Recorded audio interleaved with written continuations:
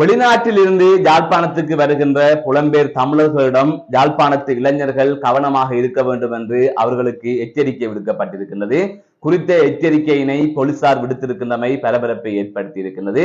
வெளிநாடுகளில் இருந்து யாழ்ப்பாணத்துக்கு வருகின்ற புலம்பெயர் தமிழர்கள் தொடர்பாக போலீசார் எச்சரிக்கை ஒன்றினை விடுத்திருக்கின்றார்கள்.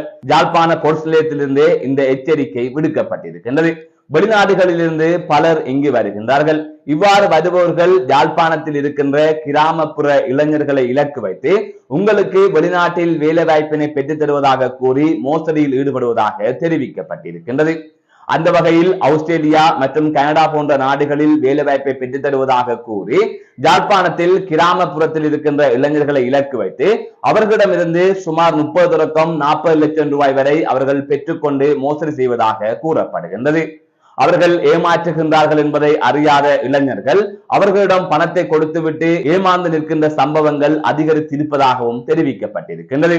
இவ்வாறான சம்பவங்கள் தொடர்பாக யாழ்ப்பாண போலீஸ் நிலையம் மற்றும் சாவச்சேரி போலீஸ் நிலையத்தில் அதிகளவான முறைப்பாடுகள் பதிவு செய்யப்பட்டிருப்பதாக கூறப்படுகின்றது.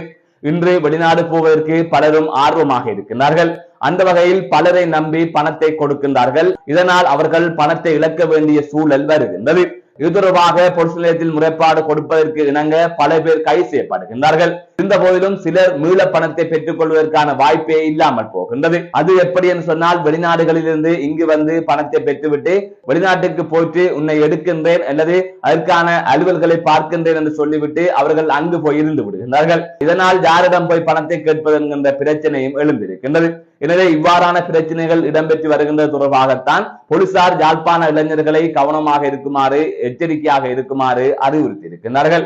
ஆகவே வெளிநாடு செல்ல இருப்பவர்கள் இவ்வாறான போலியான நபர்களிடம் பணத்தை கொடுத்து ஏமாறாமல் சட்ட ரீதியாக உங்களது பயணங்களை மேற்கொள்ளுங்கள் என்பதுதான் தொடர்ந்து விடுக்கப்படுகின்ற அறிவுறுத்தல்களாக இருக்கின்றது. கடந்த 5 தினங்களுக்குள் 2 சம்பவங்கள் தொடர்பாக செய்தி வெளியாக இருந்தது.